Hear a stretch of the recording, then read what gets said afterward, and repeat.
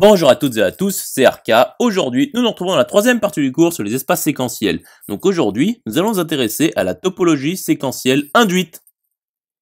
Rentrons alors dans le vif du sujet.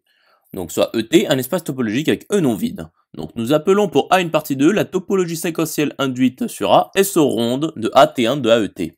Donc démontrons que pour toute partie O de E, O appartient à T et SO ronde de ET égale T implique SO ronde de OT1 de OET est égal à T1 de OET. Donc, passons à la démonstration. Donc, nous supposons que SO ronde de ET est égal à T. Donc, soit O appartient à T quelconque. Donc, montrons que SO ronde de OT1 de OET est inclus dans T1 de OET, car l'inclusion réciproque est triviale. Donc, soit U appartenant à SO ronde de OT1 de OET.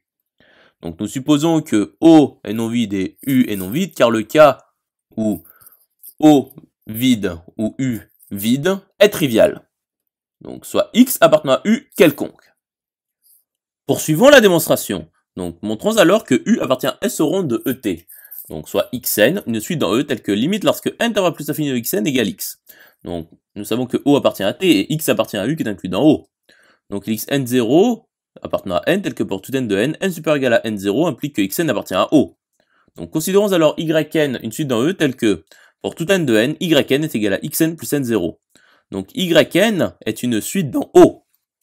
Or, U appartient à SO ronde de OT1 de OET. Donc, Xn1 appartient à n tel que pour tout n de n supérieur ou égal à n1 implique que Yn appartient à U. Continuons la démonstration.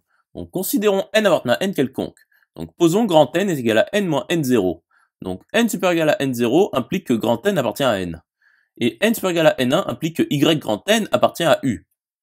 C'est-à-dire, n supérieur ou égal à n0 plus n1 implique que Xn appartient à U. Et donc, U appartient à SO ronde de ET. Par conséquent, U appartient à T. Et U est égal à O inter U, car U est inclus dans O. Donc, U appartient à T1 de OET. Et donc, SO ronde de OT1 de OET est égal à T1 de OET. Conclusion établie. Continuons l'étude. Donc, démontrons que pour toute partie f de E, f est égal à son adhérence et SO ronde de ET égale T, implique que SO ronde de FT1 de FET est égal à T1 de FET. Donc, SO ronde de ET est égal par hypothèse à T. Donc, soit f une partie de E telle que f est égal à son adhérence quelconque.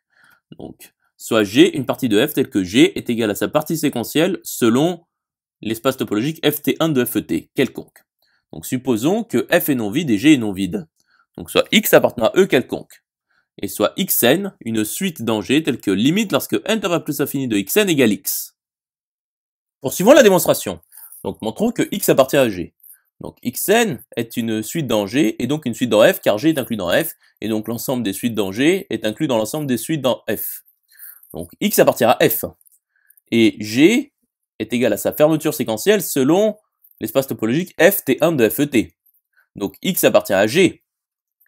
Donc, G est égal à sa fermeture séquentielle selon l'espace topologique ET. Et donc, G est égal à son adhérence, car ET est séquentiel. Et G est égal à G inter F. Donc G est égal à son adhérence selon l'espace topologique FT1 de FET. Nous avons alors SO ronde de FT1 de FET qui est égal à T1 de FET. Conclusion établie. J'espère que cette vidéo vous aura plu et vous sera utile.